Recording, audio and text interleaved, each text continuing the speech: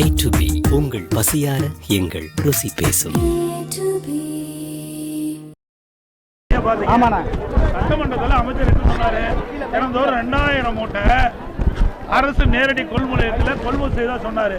ஆனா இங்க வந்து லோட்மேனை கேட்டா அவர் வந்து ஒரு நாளைக்கு 900 மூட்டை தான் நாங்க நேரடி கொள்முதலத்தில் நாங்க மூட்டை இடம் போடுறோங்கிறாங்க.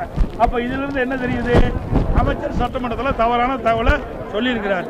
அவர் சொன்ன மாதிரி தினந்தோறும் 2000 மூட்டை இங்க நேரடி கொள்முதலில் இடம் போட்டிருந்தா இன்னைக்கு இந்த மூட்டை இடம் போட்ட மட்டும் இல்லை, இடம் போட்ட மூட்டையெல்லாம் இங்கே அடுக்கி வச்சிருக்கிறாங்க. இந்த மூட்டையெல்லாம் லாரி அனுப்பாதனால இந்த மூட்டையெல்லாம் எடுத்துட்டு போக முடியல. இந்த மூட்டையில குடோன்ல இருந்து வெளியே கொண்டு போகாதனால புதுசா விவசாயிகள் கொண்டு வருகின்ற அந்த நெல்லை இடம் போட்டு வைக்கிறதுக்கு இடம் இல்லை. கிட்டத்தட்ட 15 நாள் இந்த காட்டூர் பகுதியில் இருக்கின்ற மக்கள் தங்கள் நிலங்களில் விளைந்த அந்த நெற்பயிரிலிருந்து இந்த நெல் மணிகள் எல்லாம் மூட்டை பிடிச்சி இன்றைக்கு பல மூட்டைகள் மழையில் நனைஞ்சு முளைச்சிருக்குது. சாலையில் நெல்மணிகள்லாம் குவிச்சு வச்சு முளைஞ்சிருப்பதா நேரடியாக அப்படி செய்தியாட்டி சொன்னாங்க. இதை பார்த்துங்க.